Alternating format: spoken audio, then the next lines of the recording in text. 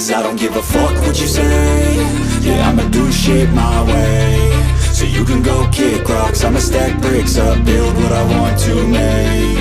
Yo, I got a lot of shit to say, so I'ma do this every day. I'll be writing things until I'm fucking buried in my grave. 6 feet deep under, but my body won't decay. 'Cause my messages are timeless, so they'll put them on display. Oh yeah, I rap with the certainty I have. Bagaimana peluang yang dimiliki? Berhasil mengalahkan pertandingan. Kejutan awal tahun, PSSI langsung proses 4 pemain baru kejar target posisi kedua round 3. Ya, setelah Timnas Indonesia dikalahkan oleh Timnas Nguyen dengan skor 1-0. Lantas hal ini membuat kami akan melupakan sejenak Piala AFF, karena masih pusing dengan apa yang terjadi di tim ini.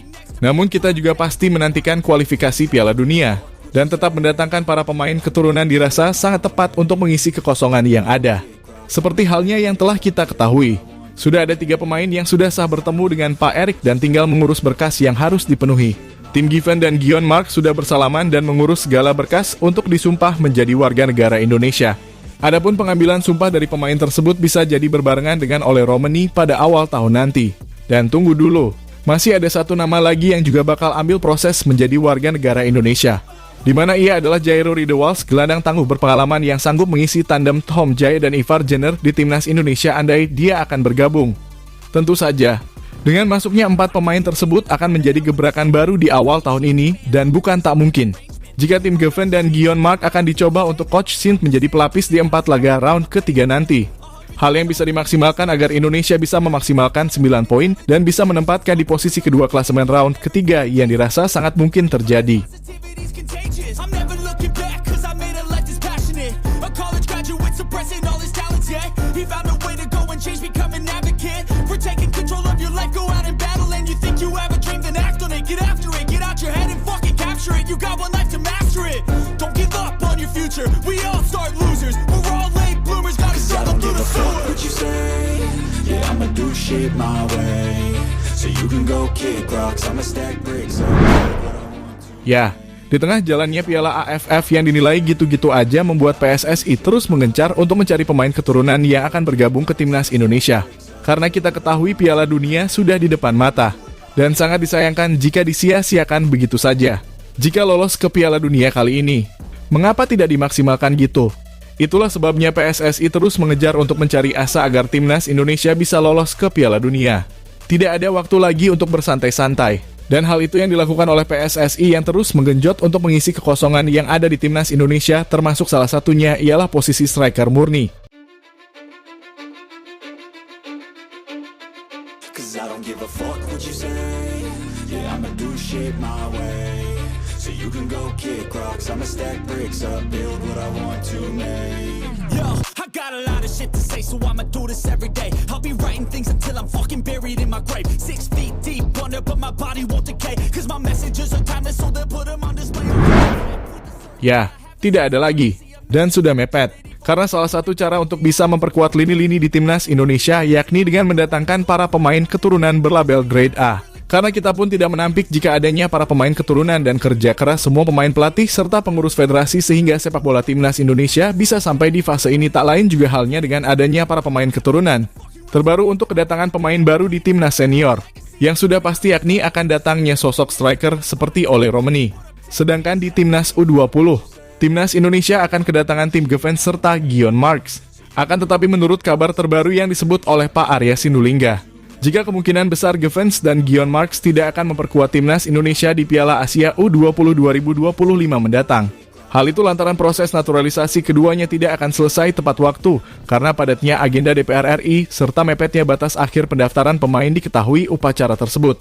Dan seperti bagaimana diketahui jika Piala Asia U20 akan dimulai pada Februari 2025 di Cina, di mana aturan AFC sendiri yang menerbitkan jika pemain harus sudah terdaftar 1 bulan sebelum event dilaksanakan. Sedangkan untuk tim Geven sendiri yang proses naturalisasinya bisa dimulai pada bulan Januari nanti. Sumpah WNI sepertinya Desember atau Januari, tapi belum ada tanggal yang pasti. Hari pertama saat tiba di Jakarta, kami istirahat dulu. Kemudian di hari kedua ada tes medis di rumah sakit. Pada hari ketiga, kami ke Kudabes untuk mengurus dokumen dan paspor. Kami juga menyaksikan pertandingan Indonesia versus Jepang. Semuanya berjalan lancar. Orang-orang di sana sangat membantu kami saat menjalani tes medis. Orang-orang di rumah sakit juga sangat baik. Semuanya lancar dan tidak ada kendala. Ucap Geppens. Dengan apa yang telah diucapkan oleh Geppens jika dirinya kecil kemungkinan untuk bisa ikut membela timnas Indonesia di U20 Piala Asia nanti dan menghormati segala keputusan di DPR RI. Cinematic. Ya, dengan perkembangan kedua pemain tersebut yang akan dinaturalisasi. Dan selain Ole Romani, nyatanya PSSI masih menyimpan nama lain, yakni Jairo Riedewald. Karena Jairo yang memang menyatakan minat untuk membela timnas Indonesia harus tertunda karena Bang Jairo ini mengalami cedera. Dan sekarang sepertinya Jairo sudah fit untuk bisa bertemu dengan Pak Erik dan bersalaman dengannya. Dan diketahui ia sudah bergabung lagi di klubnya. Ditambah lagi tentang percakapannya bersama Sandy Walsh seusai laga yang membuat kita tambah yakin jika pemain gelandang yang satu ini akan menjadi tandem Tom Haye dan Ivar adalah mau di timnas Indonesia nanti dan Jairo akan menjadi pemain keempat terbaru di timnas Indonesia. I don't give a fuck what you say. Yeah, I'ma do shit my way. So you can go kick rocks, I'ma stack bricks up, build what I want to make. Yo, I got a lot of shit to say, so I'ma do this every day. I'll be writing things until I'm fucking buried in my grave. 6 feet deep under, but my body won't decay. Cause my messages are timeless, so they'll put them on display. Oh yeah, I rap with a certainty, I have a sense of urgency. Tentu saja dengan ada tambahan 4 pemain baru ini, harusnya secara komposisi kita lebih percaya diri untuk berlaga di kualifikasi Piala Dunia 2026 ini. Dan bisa dan sangat bisa mengalahkan Bahrain dan Cina pada pertandingan selanjutnya. Karena diketahui, Ole dan Jairo ini adalah pemain yang sudah sangat matang. Jadi tidak diragukan lagi kemauannya. Dan tim Geppens dan Guion Marx meski mereka masih muda, namun mereka memiliki mental yang bagus dan bisa menjadi pelapis kedua di timnas Indonesia. Yeah, I'ma do shit my way.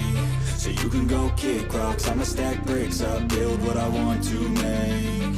Cause I don't give a fuck what you say. Yeah, I'ma do shit my way. So you can go kick rocks, I'ma stack bricks up, build what I want to make. Yeah, I'ma do it my way.